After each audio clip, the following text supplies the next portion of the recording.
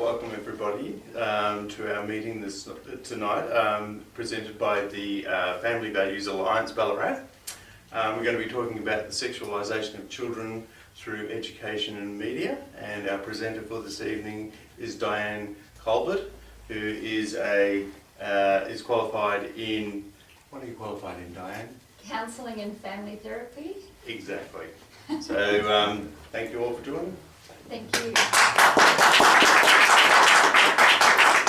Thank you so much. Thanks everyone for allowing me to come and to present this material to you this evening.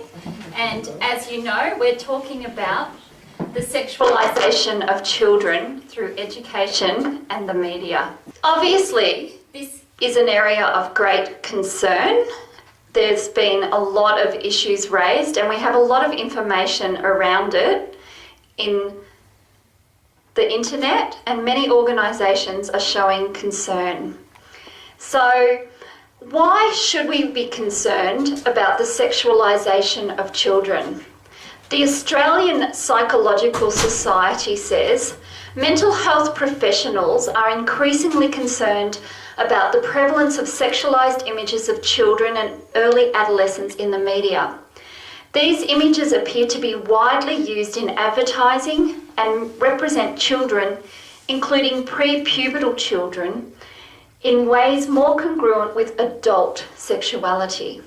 The values impact in the images are that physical appearance and beauty are intrinsic to self-esteem and social worth, and that sexual attractiveness is a part of childhood experience.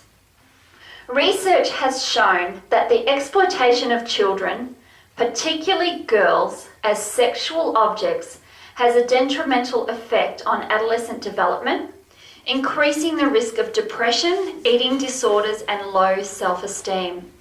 The unrealistic depiction of children in a sexualized manner is not only harmful to girls and women, but has wider consequences in the community. And we're certainly seeing a lot of those consequences. Now, this young girl, a 9-year-old actress, is pictured like this. Now, if any of you are looking at this and thinking, oh gee, that's not so bad, that's because we have so much of this around us all the time that we're actually becoming desensitized to the sexualization of young girls and women. So if you thought that's not too bad, some people do. It's because you, through a process of seeing these images all the time everywhere, have become a little bit desensitized to it.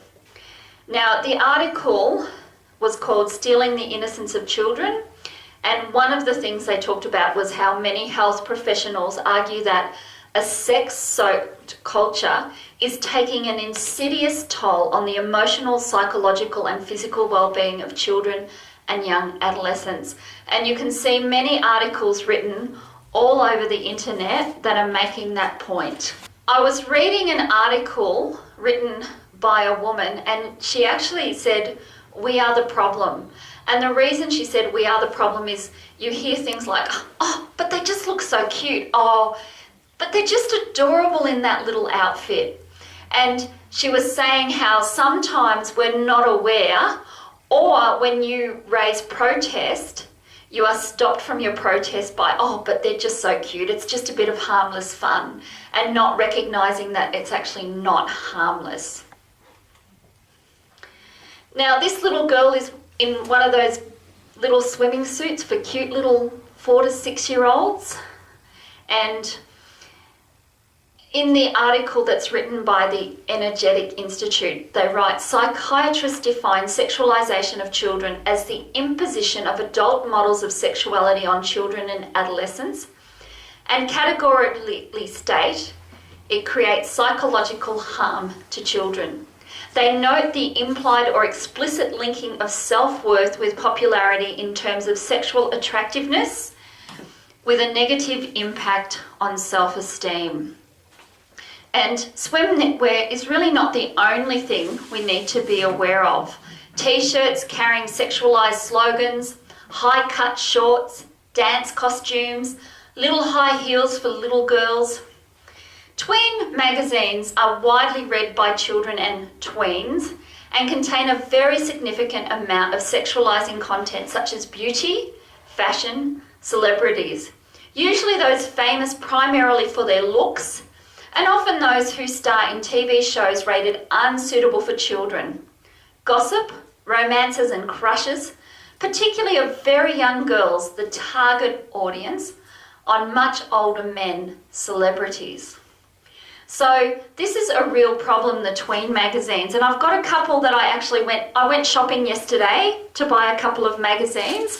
So I've got a couple of them here. This one's called Total Girl, and they're actually well known for sexualizing children. So I picked it up in my little packet not knowing what would be inside, and you know, there was a range of potential toys that you might receive in. I actually scored a nice little pair of socks. Nice, not bad at all. You know, the most sexualized image in this one is this particular girl, but if you read through, you will see a few other sexualized images throughout the tween magazine. So that's one of the magazines. They actually were sold out of Barbie magazines. I was really disappointed because I heard you could get a lot of sexualized material in the Barbie magazines, but it was sold out. Couldn't pick that up. But I also was able to pick up another tween magazine. And what really struck me, this one is for young children. You can tell by the cuteness, right? For really young kids. It's called, well, it says Hello Kitty. I'm not sure if it's called Pink or what it's called. It's hard to tell. And if you looked at the colouring here, you'd actually see we've got colouring in of a very sexualized woman. And that's the colouring in for the young girls. And then we've got these little play cards that came with it. Now you probably can't see this, but really high cut, well, low cut tops, high cut shorts in the Pink magazine. You might be able to tell a little bit more on the camera, and actually I'll just pass this to the front row who can pass it around and pass it back so you can have a little bit of a look at that. So, and it's hard to see, but you've got your cute little girl here again in very high cut shorts, you know, and low cut top. Very common for a lot of those magazines. So the sexualization is coming through quite strongly in all areas of media, in the magazines, in the advertising. Had a bit of a look around some of the shelves, some cute Barbie dolls, but gosh, you should see what they were wearing or hardly wearing would be more to the point. So a lot of the toys, you look and you'll see very sexualized images, movie covers of movies aimed at children, G-rated, very sexualized as well. Books, just about everywhere you go, you will see that. And yeah, you may be in the lingerie session of Target, but to see that naked woman with, well, almost naked woman, sorry, she's wearing her lingerie. Kids walk past that section. They can see those images. And that's why it's detrimental that they are in public places. As I was walking to get my magazines, I walked past adult magazines to get to the children's section. And I don't mean Woman's Weekly, I mean the ones that most of you in this room probably don't buy, but you know, your Playboy and those kinds of magazines. They're in the very front section of the newsagent, but I had to look hard to find the kids' ones. So you can see it's a real challenge for parents who are trying to keep their children away from being sexualized, because everywhere the parent goes, it's actually confronting them on billboards, on advertisements, on buses, all kinds of places. And I've got a few more examples that I'll be showing you as we go. So there's a lot of marketing to the tween market. In a content analysis carried out in early 2006, the Australian Institute found that over half the content of Barbie magazine and Total Girl and close to half of Disney Girl was sexualizing material. Now, who are the tweens? That's often a question that could be asked. According to an expert, a marketing organisation, An electronics marketer might characterise tweens as children between the ages of 12 and 15, while a snack food company might classify 8-year-olds to 12-year-olds as tweens. On the whole, most marketers agree that tweens fall somewhere between 8 and 12 years of age. So that's who these images are being targeted at, 8 to 12 years old. That's the general audience that they're trying to reach. Here we have a picture of a lovely little girl who's probably in a beauty contest somewhere in the world, one of those lovely beauty pageants.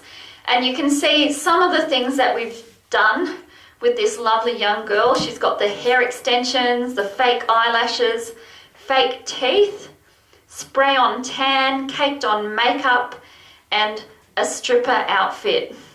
Now, that's just an example of some of the things. There was a story around an 8-year-old who was being given Botox injections from mum because she felt that she wanted to get rid of her wrinkles at 8 years old, the wrinkles that she didn't have. Target was selling padded bras for 6 years old and up, because at 6 years old you really need that, right?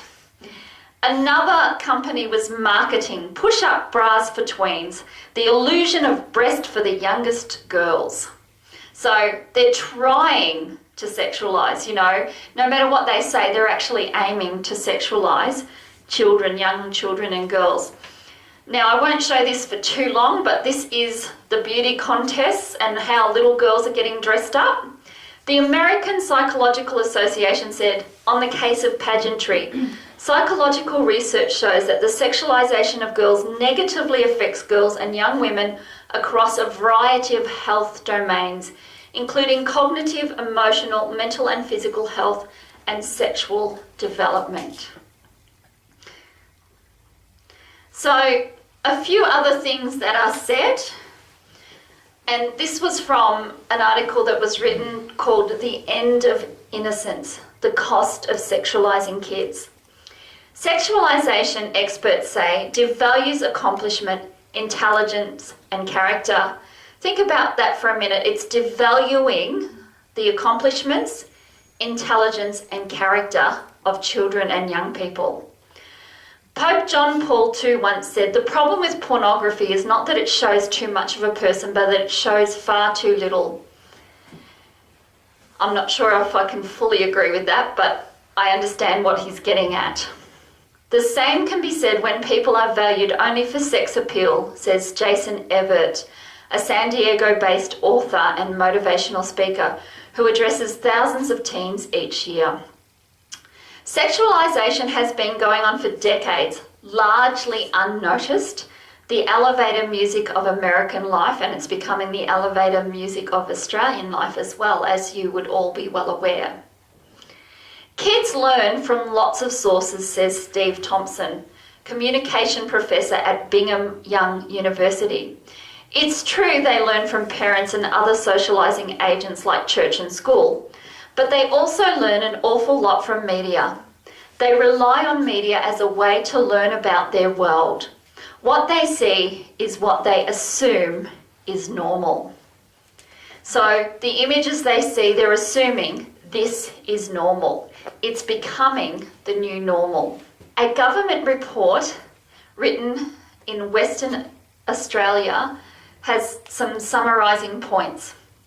It summarised a number of studies and inquiries undertaken in Australia and the United Kingdom, which variously claimed that sexualisation of children may impede children's development of a healthy body image, affect children's self-esteem, affect aspects of children's cognitive and emotional development, impact upon children's mental and physical health and well-being, including by the potential development of eating disorders, depression and appearance anxiety, affect how children conceptualize femininity and sexuality and gender and sexual roles, contribute to or provoke sexual harassment or sexualized violence in schools and workplaces, and affect educational achievements for girls and lower their aspirations.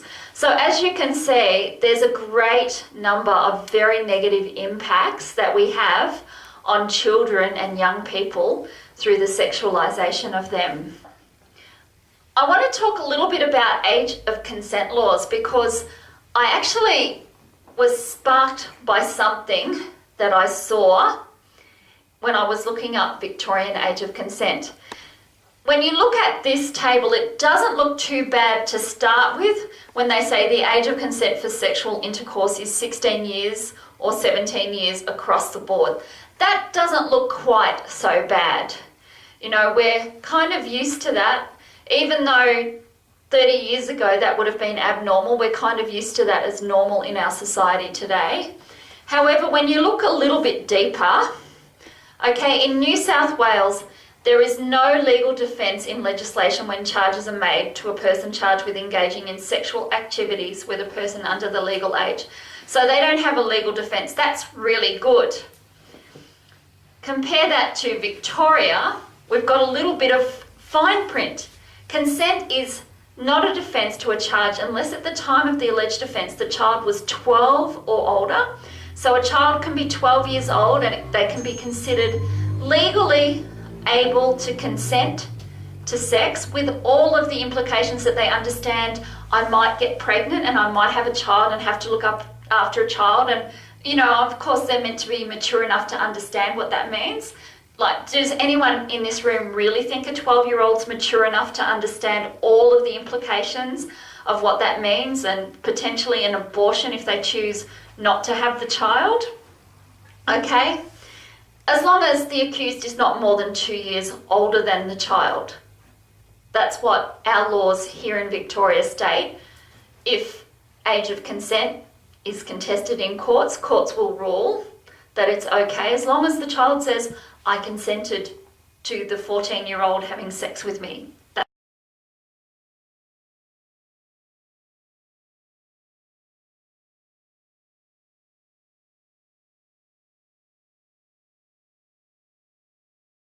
That's fine at 12. Tasmania, a little bit more lenient in the sense that the person can be 3 years older. So a 12-year-old might be having sex with a 15-year-old, and that's okay according to a court of law as long as they consent to it. So that's a couple of states. Now the ACT actually has the worst in that was of or above the age of 10 years old. So now we have the Australian Capital Territory saying at 10 years old, you can be legally fine to give consent for sex. That's fine at 10 years old. So as long as the defendant's not more than 2 years older. So if you're 10 and they're 12, no problem.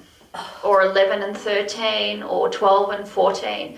So you can see how our laws actually are supporting the sexualization of children, because how many 12-year-olds are going to actually stand up and say, no, I didn't consent to it? That takes a lot of courage.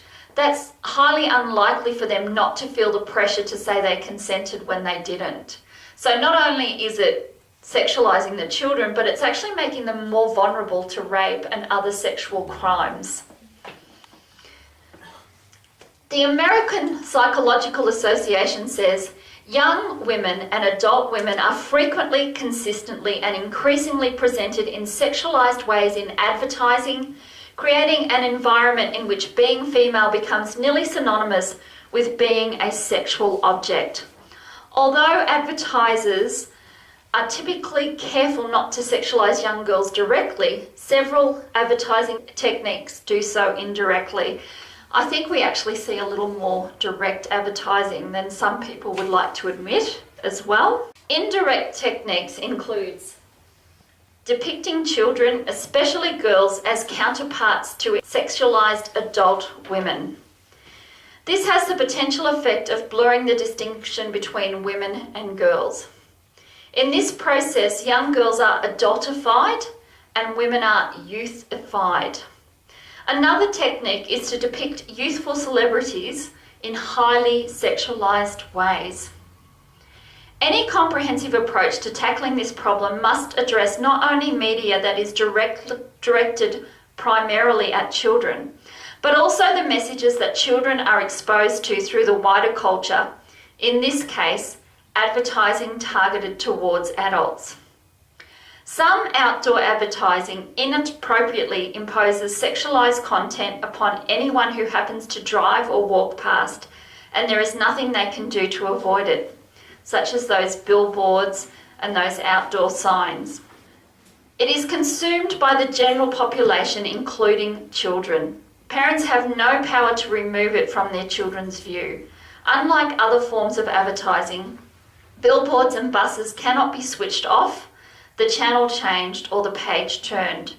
Young children driving with their parents, waiting at bus stops or on school buses are confronted with graphic sexualized images which they would not be permitted during the television programs that they watch. And I'm sure you here who are parents have noticed that more and more. Now, a bit of an example. Okay, we have here a back of the bus image, and there was a complaint made about this image. Now, what you have to understand is that the Advertising Standards Board is internal, and so the problem with that is 97% of cases are dismissed. About 3% of complaints are actually upheld. So we obviously are not, self-regulation obviously is not working. We need some kind of enforced government regulation to make a change. I'll just tell you, you can see here a little bit that's been written on the dismissal of this particular complaint. The board noted that the image did not contain any nudity and that the model was completely covered by her Bavarian dress. The board considered that the placement of the image on public transport did mean that it would be viewed by a broad audience, but considered that in the context of a promotion for this particular venue, the material did treat sexuality and nudity with sensitivity to the relevant broad audience and did not breach section 2.4 of the code. Finding that the advertisement did not breach the code on other grounds, the board dismissed the complaint. And that's what you hear in 97% of the cases. And they actually compare a case here where this is the Eros Foundation who's writing, "It's discrimination not to let us advertise our sex pose on the big billboards, because look at Vanity Fair and kids can walk past that in the newsagent. So if they can walk past that in the newsagent, why can't we put it up on billboards?" And you know, that's how bad our society's gotten, that they compare their badness to another form of badness, and that's why this should be acceptable. So if you're interested in reading more, I've got the Eros's article of why it's discrimination not to allow them to sexualize kids. Some very interesting, quite inappropriate arguments. And then I've also got the full case report on that, which when you read this, that's just half of how ridiculous that it is that they uphold it, that the advertising is okay. It's completely ridiculous what they allow. A friend drew my attention a couple of weeks ago to a school video. I don't know if I need to say any more, but if you look at this, just the 3 screenshots that I caught, you can see that we have children imitating having sex with each other in a school video. They look like they're about 6 years old, these children. I wondered, do they have a dance teacher that's taught them that, or how have they actually learned to dance in that particular way? Has it come from music videos? That's another area to be really aware of. In music videos today, kids are seeing really terrible things. I want to take you back to the roots of where all this sexualization began. And not many people would be aware of this, but the Kinsey Institute, Alfred Kinsey, is actually the beginning of the sexualization of children. He's known as the father of sexology, and this is what is said about him. His groundbreaking and controversial research on human sexuality profoundly influenced social and cultural values. You're not wrong, it has had a profound influence, but not in a good way.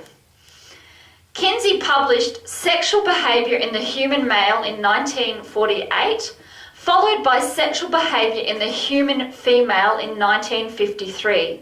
The two books, known as the Kinsey Reports, became bestsellers and sparked a firestorm of controversy. And it was in these books being published, which carried fraudulent research. He talked about the average male, and what actually happened was a lot of the people he interviewed were people who were in prison or had been released for sexual offences. So the average male actually turned out to be a high proportion of sexual offenders that were interviewed. He himself paraded as a happily married man. He actually was in an open marriage, which back then is very radical, okay? So he and his wife had an agreement. They could have sex with whoever they wished to have sex.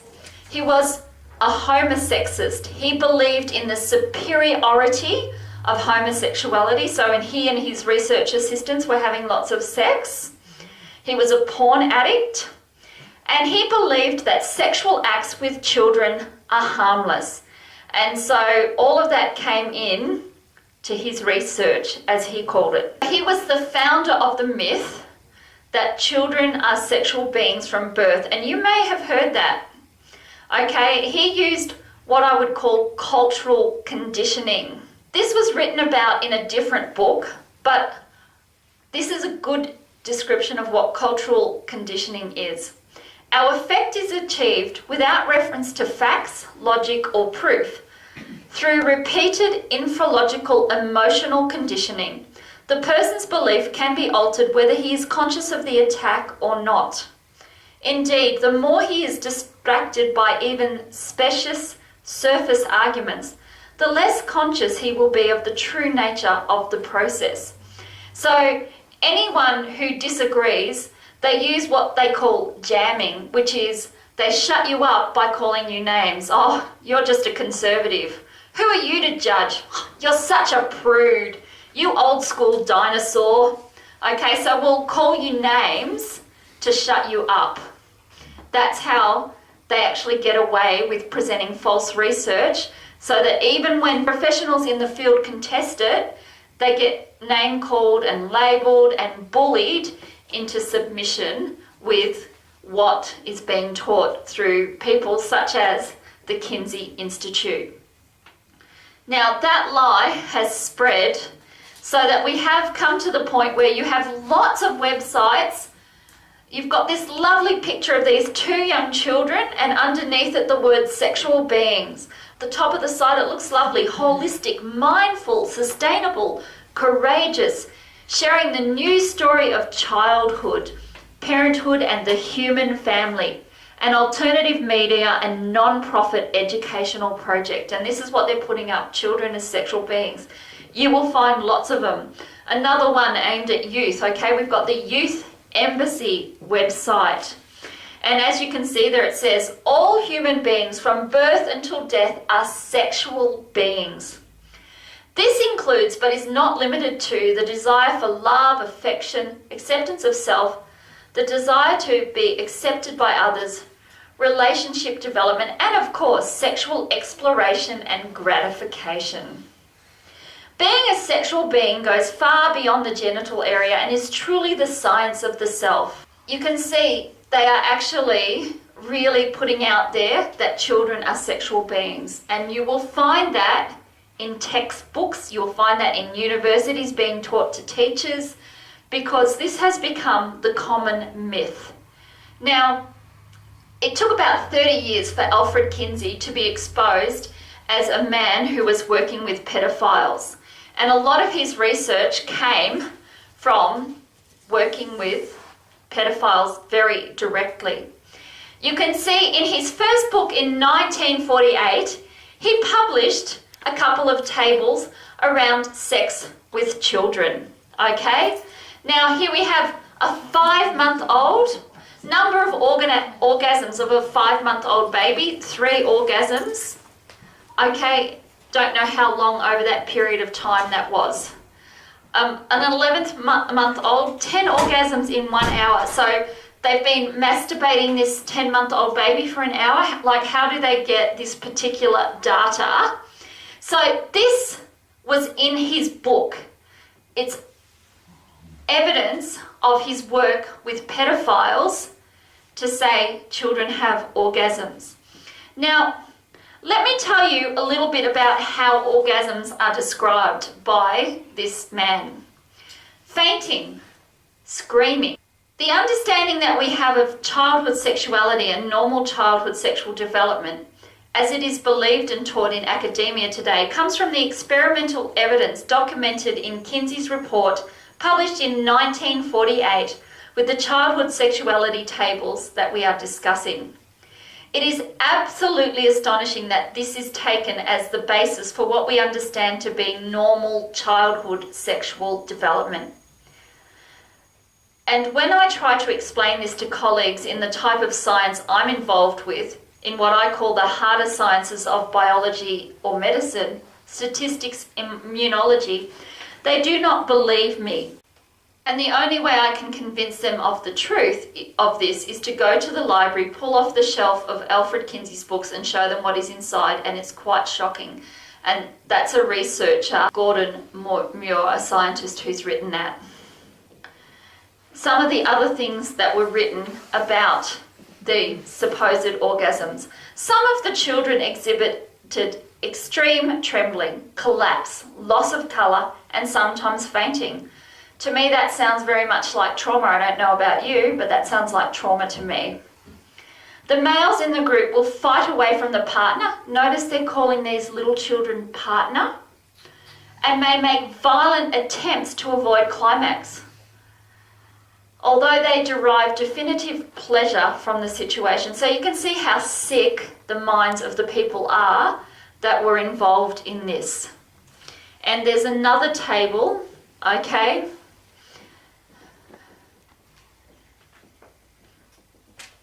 So many children were badly abused by people who Alfred Kinsey came into contact with. And I was listening to a video which you can go online, it's on YouTube, called The Secret History of Kinsey's Pedophiles. And in it, one of the people who was talking about the confidentiality they gave to pedophiles, and he was asked, why do you refuse to name them? He said, that would be immorality of the highest order. To actually expose the pedophile was immorality of the highest order, not the acts that were perpetrated on these poor innocent children. So it shows how twisted their minds were. Now, as I was doing some of this research, I was reading this book by Rebecca Andrews, Policing Innocence. Is Your Child Really Safe? And she works in Britain for the undercover unit that catches pedophiles. And the first sentence I read was, the pedophile is sexually aroused by children. And I thought, that just ties in with who sees children as sexual beings from birth. A pedophile, that's who sees children as a sexual being from birth. And those who've been trained to think that way because they've listened to the teaching, which has become apparently scientific, but there's no scientific basis or evidence to it whatsoever. A child only becomes sexual when a child has that imposed upon them either through sexual abuse or through lots of magazines or other things thrust in their face. So that's when they become sexual beings. They're not actually born that way. I want to go into sexualization through education because that's what Alfred Kinsey dove into. Is he changed the education system as well as the legal system and many other systems. It's all based on his work, the sexualization we have in our society. And there was one article about a school reading list including lesbian sex and a gay orgy. And it talked about how in this New Jersey school district, they apologised to parents after requiring high school students to read books that include graphic depictions of lesbian sex and a homosexual orgy. what really struck me was the superintendent said, students have seen more graphic things on television or in the movies. And that in itself tells you how bad our society is becoming, that the superintendent of the school district can actually justify it with a sentence like that. So book reading lists in schools are also a real problem. This, continuing on with Kinsey Institute, this comes from what's called Kinsey confidentiality. And I'm just bringing a couple of the things that Kinsey Institute still teaches out, because they are the ones that are actually providing the education to all of the sex educators worldwide. So are these the kinds of values you want sex educators to be passing on to your children? Okay? This person asks, I'm 25 and I've slept with 15 people. I started having sex at 15, but my most amount of partners were during my first year at university. Am I a slut? And the answer is, slut is a socially constructed term that implies stigma, shame, and has a negative connotation. This label has been reclaimed by some people to counteract the sexual double standard that often penalises women for their sexual activity, including having multiple partners, while praising men for similar behaviour. By reclaiming the term slut, some women feel empowered to live the sexual lives they want. Ain't nobody's business. The number of sex partners a person has is a personal choice, and it's no one's business but their own. So the values that are coming through, it doesn't matter how many sexual partners you have. You know, we used to think promiscuity was a bad thing, and now promiscuity is being hailed as a good thing, as right. When I grew up, purity was a value that was instilled in me, and I'm really grateful for that value of purity, because it saved me from a lot of grief that I see a lot of people go through who don't have that value.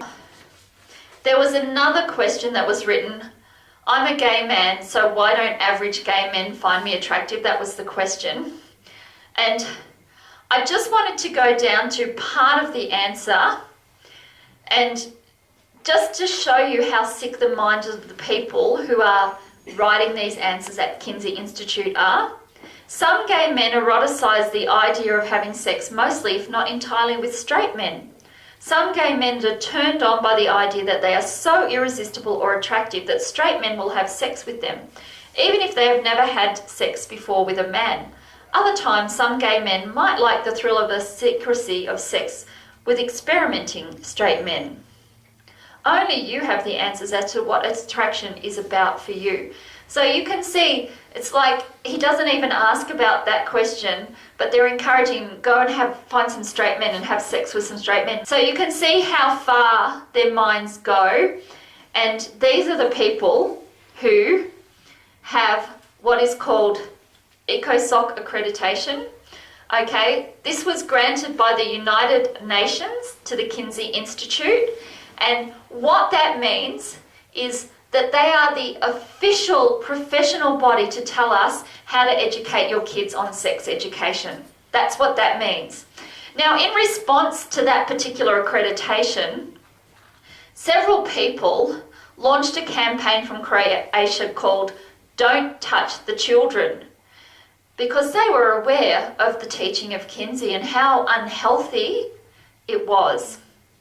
And they wrote to the UN and asked them to examine the Kinsey accreditation. They sent one to each head of the UN member states, explaining the nature of the Kinsey research, what I've just been explaining to you, and including the pedophilic data and evidence. Not one member state acknowledged the letter. So we have a serious issue that you can't even appeal to the United Nations about what's going on and not get a response. I think that's a really serious issue.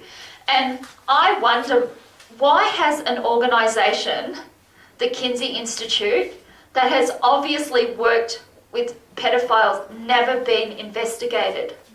I have serious questions as to why that can actually happen when so many people actually know the truth as it's slowly being spread. The major media doesn't pick this up. The major media seems more interested in covering it up than picking it up.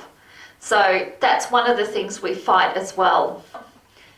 I've put this in here because I wanted you to see, connected to the Kinsey Institute is Dr. John Money. Has anyone heard of Dr. John Money before? No, most people, a couple of people have heard of him. So Dr. John Money had an idea, okay? And his idea was that male and female is really just a social construct. You're only really female and act female because you're brought up in a home that treats you like a girl because you were born as a girl. And you're only really male, displaying the characteristics of a male because you were born as a boy, and so now biologically, and so now people treat you like a boy. It's all a social construct. He was a psychologist, sexologist, and author. By the way, Alfred Kinsey was the first sexologist. He actually created that particular profession, specializing into sexual identity and biology of gender. He was one of the first scientists to study the psychology of sexual fluidity. I could be a boy today, I can be a girl tomorrow, depends how I feel, and how the societal constructs of gender affect an individual. So you can see this is actually the basis of a lot of the safe schools teaching that you've been hearing about, okay? His work has been both celebrated for its innovation and criticised. He's received around 65 worldwide honours, awards and degrees. Well, Dr. Money actually came across a perfect test case for his theory about boy and girl being a social construct, because these twins were born and they had a problem urinating, and the doctor said circumcision was the answer. The problem was that when David Reimer was circumcised, basically it was botched and he lost his entire penis in the operation. And so as a result of this, the mum's thinking and the dad, you know, he's never going to be happy. And they hear Dr. Money speaking about how it's a social construct and he can turn a boy into a girl and a girl into a boy and they'll be very, very happy. So the parents, after a lot of debate and wrestling, decide to allow Dr. Money to turn their son into Brenda. So he becomes Brenda. And the brother Bruce, they're growing up, Brenda and Bruce. A lot of journal articles are written in the professional magazines for the industry, and Dr. Money is hailing this as a success. It's working. He is adapting very well. It's going great. But the truth was, he was depressed and developing lots of psychological and emotional problems. Eventually, his dad has to tell him that he's actually been born as a boy. And his dad thinks, you know, it's going to be devastating. And he was actually relieved. He's like, oh, thank God, I thought there was something horribly wrong with me. Now it all makes sense. I actually am a boy. Now I understand why I feel the way I feel. So all of the social conditioning that the parents had tried to do, no, you don't shave, you're a girl, all of the stuff they tried on Brenda didn't work. The actual experiment from Dr. Money was a complete failure, yet for years he hailed it as a success. And it was only when David Reimer found out that his case was being used, because it was being used anonymously. It was called the John Jones story. And it was only when he found out about it that he set the record straight with the help of another psychologist and said, no, that's not true. And it's actually a really, really sad story. His brother couldn't cope, apparently, with the knowledge that his sister was really born a boy. And, you know, Dr. Money would show them sexualized images in his office and say, who do you feel more attracted to, this one or this one? And he'd actually get them as young children to do sex acts with each other. So to me, that means Dr. Money was really a pedophile himself, because of what he was forcing these young children to do. So it's no wonder they had severe psychological and emotional problems. And not David, but his brother Brian developed schizophrenia. and ended up suiciding on his medication. And sadly, David also suicided sometime later. So that's a really tragic, sad story. While people didn't know the truth, Dr. Money set a standard that is now still being followed and used. Now, there was resistance by a lot of people, and the former psychiatrist in chief at Johns Hopkins Hospital realised there were some serious issues.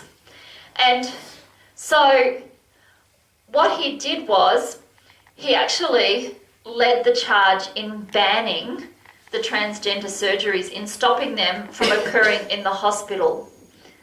And basically, he said that in the 1960s, they were the first American medical center to venture into sex reassignment surgery. But they launched a study in the 1970s comparing the outcomes of transgendered people who had the surgery with the outcomes of those who did not. Most of the surgically treated patients described themselves as satisfied by the results, but their subsequent psychosocial adjustments were no better than those who didn't have the surgery. And so at Hopkins, we stopped doing sex reassignment surgery since producing a satisfied but still troubled patient seemed an inadequate reason for surgically amputating normal organs. And you hear a lot about what's called sex change regret, but you won't hear a lot about it in mainstream media. And what tends to happen is those who have a sex change and then regret it, there's so much shame that it's not hard for those who are lobbying for transgenderism to quieten them up and to silence them through bullying and intimidation.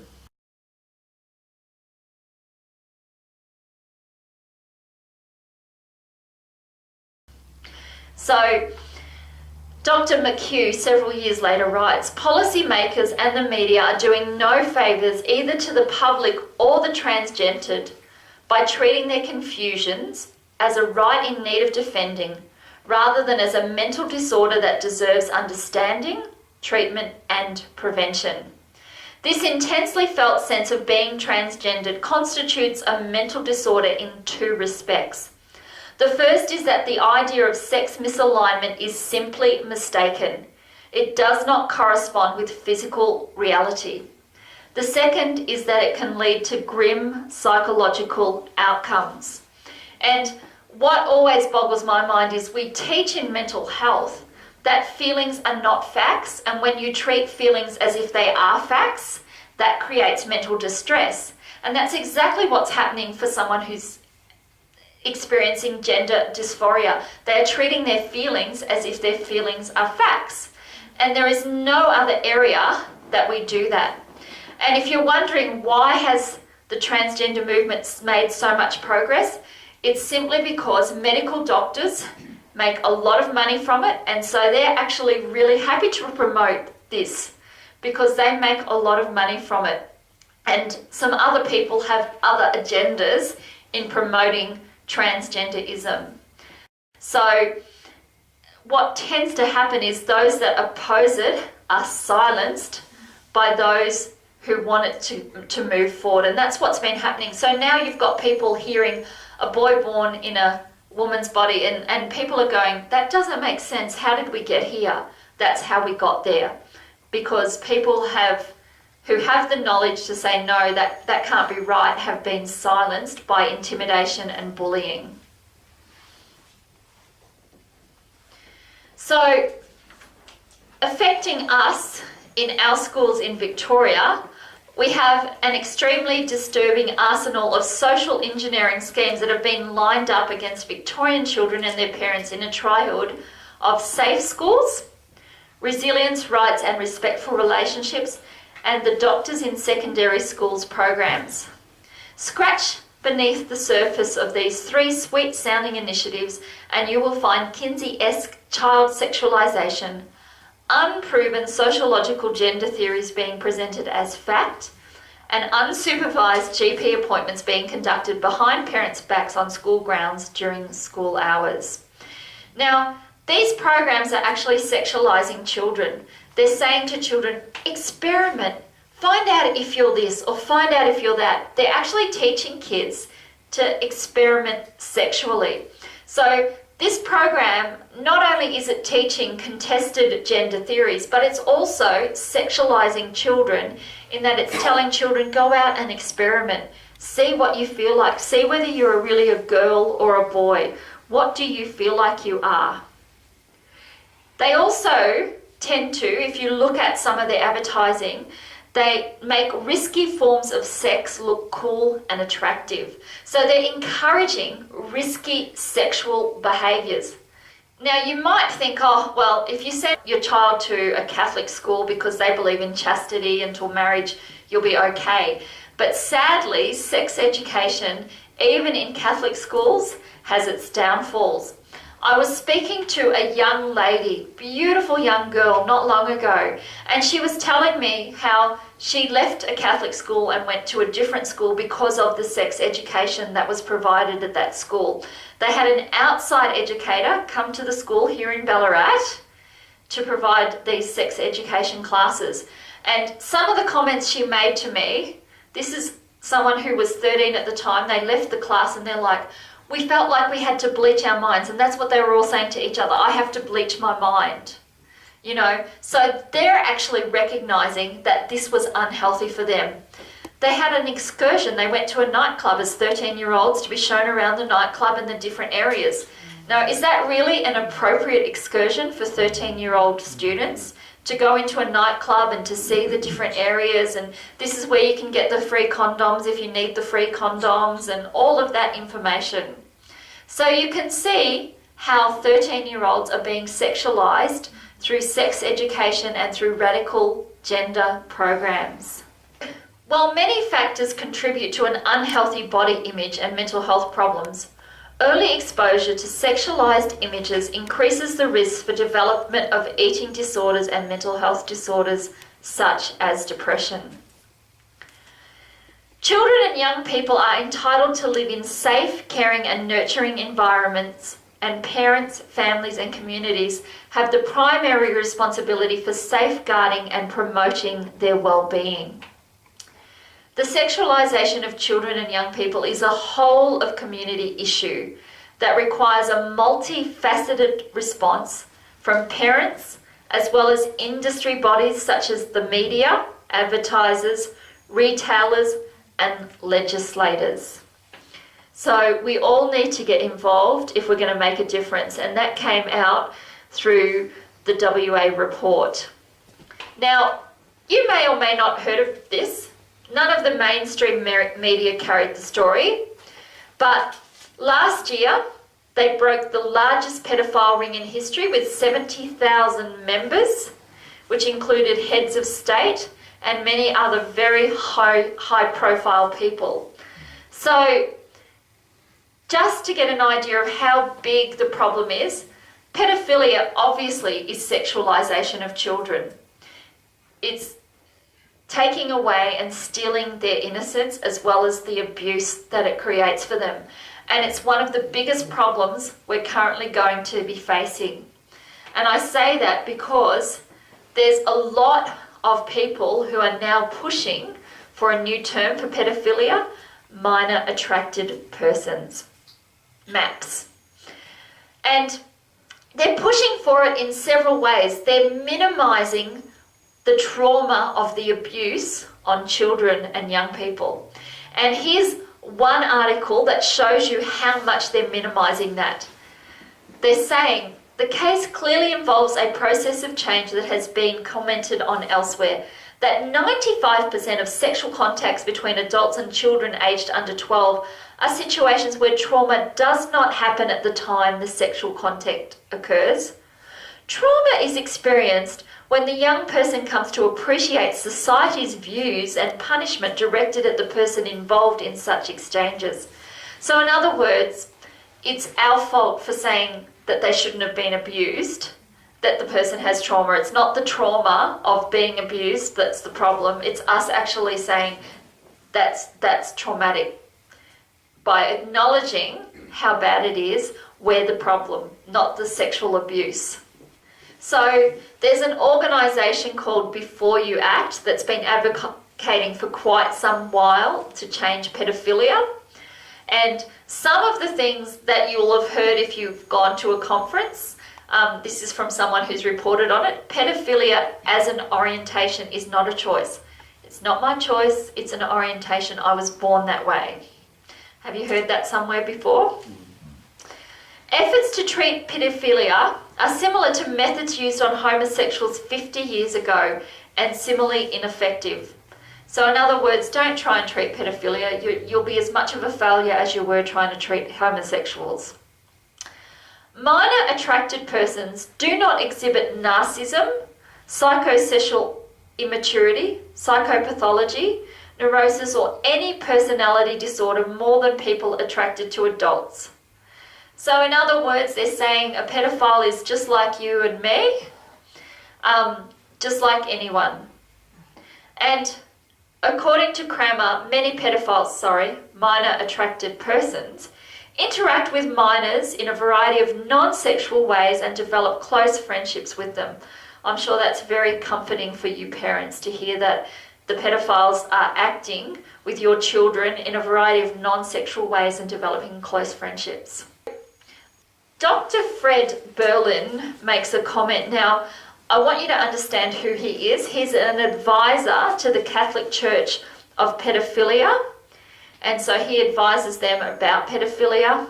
He actually, when they started to investigate seminaries to find out if there was homosexuals within them as a way of trying to stop some of the sexual abuse that was happening, advised against it, saying, you know, a homosexual is no more risk to children than a heterosexual would be. And he was a speaker for a minor attracted persons conference advocating for pedophilia.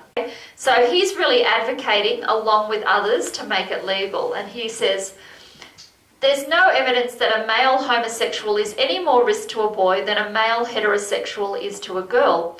And one of the problems within the church is that they are confusing the issue of homosexuality with the issue of child abuse and pedophilia. Berlin, who researches sexual disorders, served on commissions appointed by the US bishops and by the Archdiocese of Boston examining the crisis. I'm not going to tell the church what its policy ought to be, but if it's based on an idea that gays are more of a threat to children than are heterosexual men, I don't think the data is out there, Berlin said. A lot of people think that way. I want to talk a little bit about the change to the DSM and how that came about. And Charles Socrates makes a comment. He talks about how in his 1994 report, he noted that a revolutionary change in sexual mores and customs had been ushered in by that singular act of considerable consequence, the removal of homosexuality from the category of aberrancy by the American Psychological Association in 1973. It was a fateful consequence of and disregard of established psychoanalytic and psychological knowledge of human sexual behaviour. At that time, I presented an account of the social and political forces within and without the American Psychiatric Association responsible for this act, and critically examined the spurious and pseudo-scientific reasons put forth for the removal of a diagnosis from the Diagnostic Statistical Manual. This removal amounted to a full approval of homosexuality and an encouragement to aberrancy by those who should have known better, both in a scientific sense and in the sense of the social consequences of such removal. Those who wished to retain homosexuality as a valid diagnosis had been essentially silenced at meetings, lectures and publications, a silencing that originates both from within our organisations and from other sources. So again, there was that silencing that was used in order to change things. The truth is that sexual abuse from homosexuals is exceptionally high in comparison to the overall population. You won't hear that in the mainstream media because the homosexual lobby has control of a lot of the mainstream media, and so they won't actually allow that to be out there in the public. In fact, they have so much control that when there is a horrendous crime committed by a homosexual couple where a child is raped and murdered, they keep that out of the media because they don't want that publicised. At the same time, if a homosexual person is accused, and this is a real time where this did happen, 2 crimes at the same time. Now, it was believed that theft was the major reason for the murder, but because he was homosexual, they used it as a, oh, people have killed this homosexual, he's such a victim, how terrible, how could you do this to him? You're all awful. So, but that was a crime motivated not by hate, but by the theft. Whereas this other crime, very sexual, there were 2 that happened at the same time. And this young boy of around 8 years old, I believe, is brutally sodomized and dies and is buried. This doesn't get any media attention until the parents sued the North America Man-Boy Love Association. Now, North America Man-Boy Love Association, hello? Is this not homosexual men advocating for pedophilia? And so you can see actually a lot of the homosexual movement, it's right through it. Kevin Bishop, an admitted pederast, now pederast means men who like to have sex with young boys, okay, is promoting the work of the North American Man-Boy Love Association in South Africa. Bishop, who was molested at the age of 6, is also an admitted homosexual who is blunt about the relationship between homosexuality and pedophilia. Scratch the average homosexual and you will find a pedophile, said Bishop in an interview with the Electronic Mail and Guardian. That was in 1997, he said that. Bishop is on a crusade in South Africa to have the age of consent sexual laws abolished, and he is looking for help from NAMBLA to accomplish his goal. Bishop agrees with NAMBLA, North American Boy Love Association, that the next social movement in Western politics will be an attack on sexual ageism, which prohibits sexual contact based on age differences. The movement is already well underway in Europe and Canada. And if you look, it doesn't take much to find that actually the statistics of homosexual abuse are huge in comparison. Although homosexuals account for less than 2% of the population, they constitute about 1/3 of child molesters. A study of Canadian pedophiles has shown that 30% of those studied admitted to having engaged in homosexual acts as adult, and 91% of molesters of non-familial boys admitted to no lifetime sexual contact other than homosexual. So 91% of those that molested boys were completely homosexual, is what that's saying. A study of personal ads in The Advocate, the national gay and lesbian magazine, and they discovered that chickens, a common term for underage boys sought for sex, were widely solicited. Many of the advertisements in the magazine solicited boys and teens from within a larger pool of prostitution ads. So we have again recruiting young children and sexualizing young children. The average pederast, male wanting sex with a young boy, molested an average of 150 boys, and each heterosexual pedophile molested an average of 20 girls, a ratio of 7.5 to 1. So they account homosexuals for a far greater number when you look at per capita, and they also account for much higher numbers that they abuse. So it is a real risk to children. Pornography and its impact. And I think we're all aware this is becoming quite a huge issue now around us, the pornography that we are facing everywhere around us.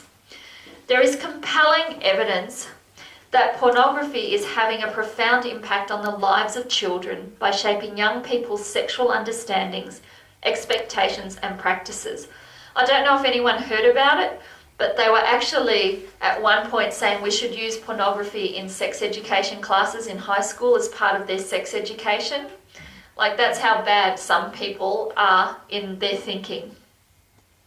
Children's exposure to pornographic materials puts one at increased risk of developing sexual deviant tendencies, committing sexual offences, experiencing difficulties in one's intimate relationships, and accepting the rape myth. Given the sharp rise in addiction rates, the rise of freely available hardcore pornography on the internet, and the very high rate of consumption of pornography by children, it is obvious that immediate action to curb children's exposure to internet pornography is needed. A universal, by default, ISP level internet filtering regime at the Commonwealth level is needed to provide a child-friendly, clean feed internet service. The increase in the use of smartphones to access the internet means it is essential that this extend to mobile services.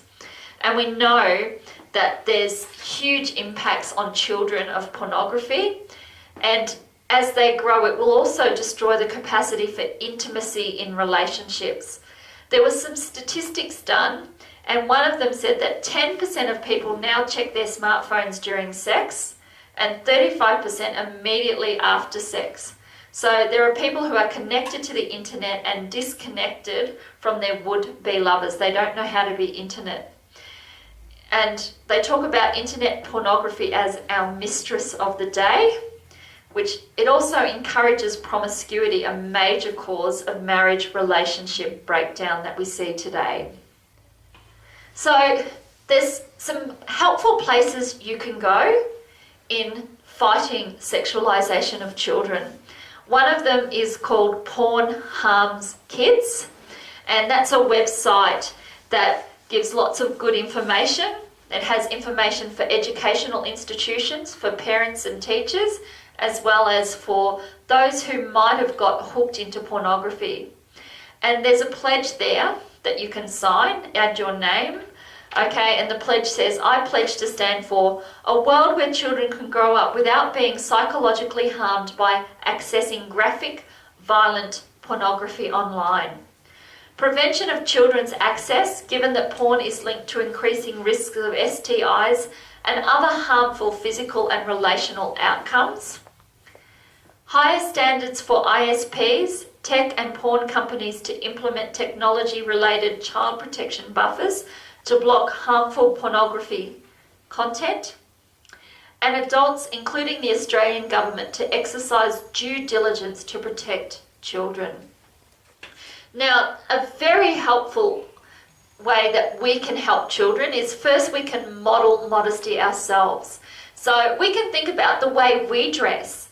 You know, forget the short shorts and the low necklines. Let's dress with modesty and be a good model to kids that it's not about our body, it's actually about our character, it's about who we are. We can complain when we see the sexualization of children. I'm going to show you a website in a moment, and that will be a very helpful tool for understanding how to complain. Talk to your child's school. If you've got concerns about what's going on in their sex education, talk to them. Voice your concerns. Don't be silenced. And move your child to another school if you need to. Write to your MPs where you have areas of concern in your area.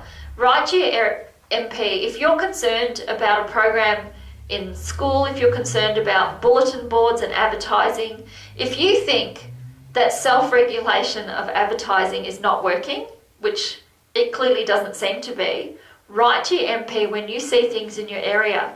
Let them get sick of you writing to them. Call for ISP level internet filtering and sign petitions. Now, Collective Shout is a great website. They have lots of resources and links and information, keeping people up to date. So if you want to be actively involved in fighting the sexualization of children, this would be a good website to sign up to and to get their email updates from. Exceptionally helpful. They're a grassroots campaign movement against the objectification of women and the sexualization of girls.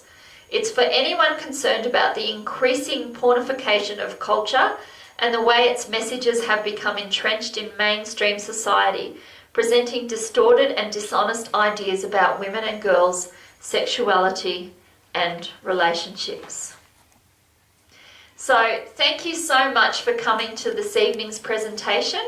I hope that I don't know if enjoy is the right term, but I hope that you'll go away feeling a lot more informed, but also thinking about how you can be empowered to change things as much as you can within the community around you. So thanks very much. Take care.